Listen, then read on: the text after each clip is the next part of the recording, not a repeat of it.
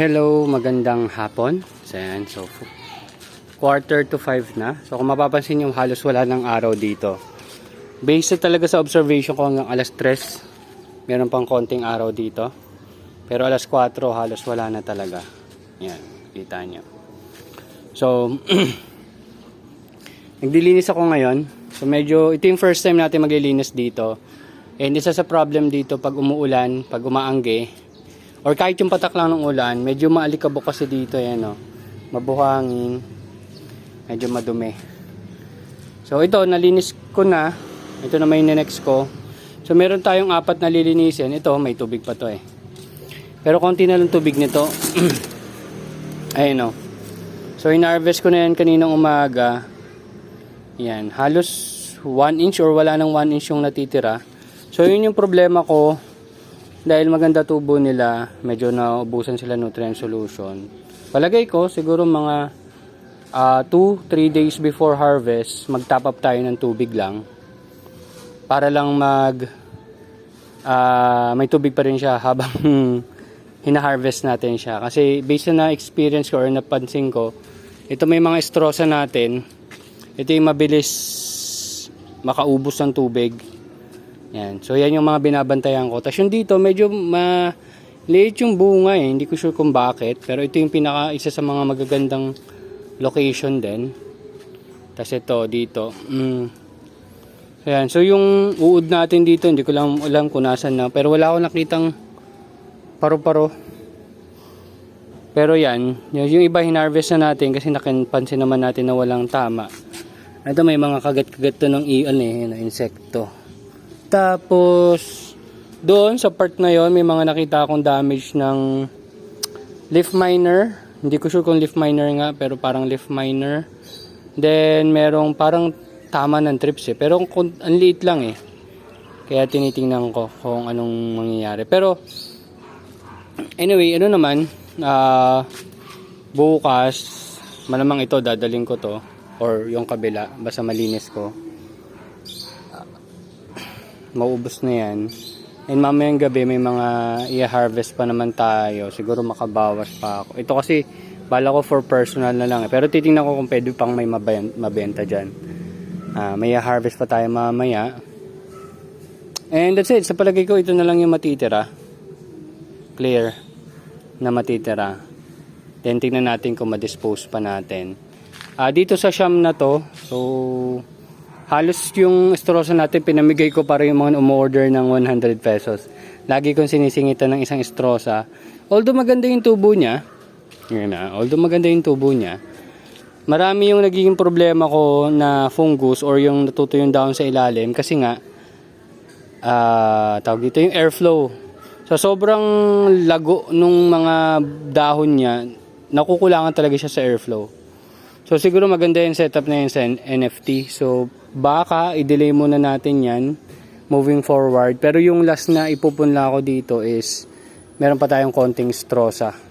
Ano na lang, 11 strosa, 11 scamander, ayun o, tsaka 11 na lalik. Hindi rin naging masyadong maganda yung growth ng ating Olmeti, so palagay ko okay lang yun na nagpasobra ako. So ngayon naglilinis ako. So hindi ako gumagamit ng sobrang tubig kasi hindi ko pa rin naayos yung drain nito papunta doon. So yan, punas-punas lang. So ito na yung unang napunasan ko, ito na yung siguro susunod ko. Pero yan, lilinisin natin yan lahat. So kung mapansin nyo, halos wala nang natitirang net caps kasi sinasama ko na siya doon sa wala nang laman. Kasi ang ginawa ko, sinaling ko yung sobra. Yun, yung sa net caps, sinasama ko na siya sa pag-harvest. So may ugat na yung sinasama natin sa customers natin. Then in-advise natin sila na ibabad na lang sa tubig kung hindi rin naman mailalagay agad sa ref or masyadong bulky para sa ref. So isa pang problem dito dahil open space to, ito, maalikabok. Yan. And syempre, isang problema pag maalikabok, yung photosynthesis. Yan. So tinitingnan ko kung kaya ko siyang i-dispose within 38 days para hindi rin naman tayo masyadong mamroblema. So yun yung ginagawa ko ng paraan ngayon. ma-dispose natin siya na mas maaga. So ito hindi pa to gamit kaya malinis yan. I-display, iayos natin dito. Bali nung nabanggit kong kamada sa inyo, 12. So yan, siyam tapos 10. Ito nakaganyan din, 11 tapos isang pa ganon, 12. So 12 yung magiging tanim natin dyan na box. Kung kakasya, pero sana kumasya. So ito pa yung isang bago kong gagawin sana, pero baka ipag-postpone ko muna ngayon kasi sa darating na mahal na araw, 3 days akong wala. So sabihin mo na 3 days akong wala. Mahihirapan ako in terms of pagdidilig. Although umorder na ako ng mga automatic faucet, isa pa lang muna yung binili ko kasi trial pa lang din yun. So hopefully ito ay makatagal. May mga mulching na naman yan na compost natin. Yan. So kung mapansin nyo ito, nandito yung compost natin. Yan. Umulan kasi kanina kaya basa. Yan. So ito yung bagong compost pile natin. So yan, kung mapansin nyo, ganun pa rin naman. Yan. So ayan, medyo ginawa ko siyang patungan na lang din. Ayan, parang gagawin ko kasing ganun eh. So para siyang tawag doon, tunnel, pero net shade lang, net lang gagamitin natin, hindi na tayo gagamit ng UV plastic. Kung gagamit man tayo ng UV plastic, ang ilalagay natin yan sa ilalim is styrobox kasi hydroponics tayo eh. Hindi dapat siya malagyan ng tubig kumbaga. Ng tubig ulan. Kasi nga hydroponics. So ayan, ito may mga mulching na. Ayan. So ayan yung kailan tayo lumipat dito? Mga February 20. Ayan. So sabihin mo nang yung mga seedlings na yan, February 20. Tapos yung iba, syempre namatay. Yung iba hindi ko pa nata-transfer. Ito mga late transfer na to kaya hindi lumaki. Ito mga lumaki, ito yung na-transfer natin medyo maaga-aga kaya malago na sila. So nalagyan na natin siya ng compost. So palagay ko mas lalago pa sila. So ito naman, ating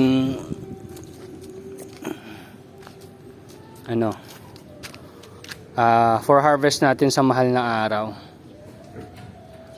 So hindi natin masyadong angat kasi tumutulo-tulo eh. Yan. So far so good, wala naman nakikitang problema. Ayan, may scamander na tayo. And Destrosa. Yan. So hopefully magustuhan nila.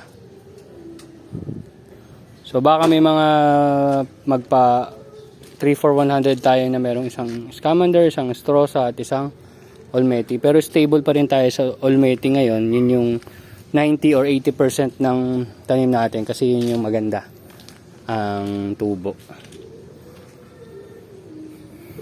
Okay, so palagi ko naman na-achieve ko na yung minimum na sales. So going forward na lang din tayo, tingnan natin kung benta pa natin yung iba. Yan. So hopefully. Din yung iba kasi minsan pinapamigay ko na lang din pag medyo maliit, ganyan, parang promo na lang din. So ayun, so marami pa. Ito napapansin niyo ito tubig. Dito siguro yung ko-concentrate yung water. So kumbaga dito yung mababang space dito sa lugar na to. Dito rin banda dito, pero konti lang. Yan. So, ang plano is dagdagan pa ng mga tanim natin. Ayan o. So, ito yung binili kong fiber something to. Basta yan. Sturdy naman siya or matibay.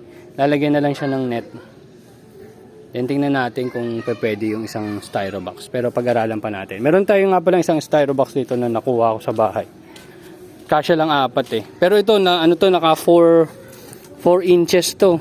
Yung distance, so maganda. 4 inches yung distance nito. So yun lang. So hopefully may share ako. Pero challenging yung paglilinis dito. Kung i-compare ko to, mas madali ako mag-compare kasi may drainage ako dun eh. Kung may pupuntahan ng tubig. Dito medyo tinitipid ko. Yan, nakatimba tayo dyan. And yun nga, nabanggit ko sa inyo, mabilis maubos yung nutrient solution. Pag 40 days, siguro magta-top up tayo ng tubig. Just for the sustain para hindi siya malanta. Kasi ang mga nalanta lang naman yung mga nandun sa mga sa estrosa. So, subukan natin kung ano mangyayari dun sa mga susunod. Eh na yan, kung mapansin nyo, madumi. Angge. So, siguro yun.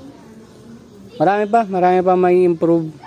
Pero hopefully, susunod, yan, makita nyo dito maraming mga potted setup, pero mga mga mustasa, pechay, tas malamang ganun yung setup. Pero siguro after Holy Week na natin yun, after Holy Week yun na yun makikita dito sa setup natin dito. And yeah, that's it. Thank you very much and see you next update. At ayun nga pala yung taniman natin na luma. Ayan. Bye-bye.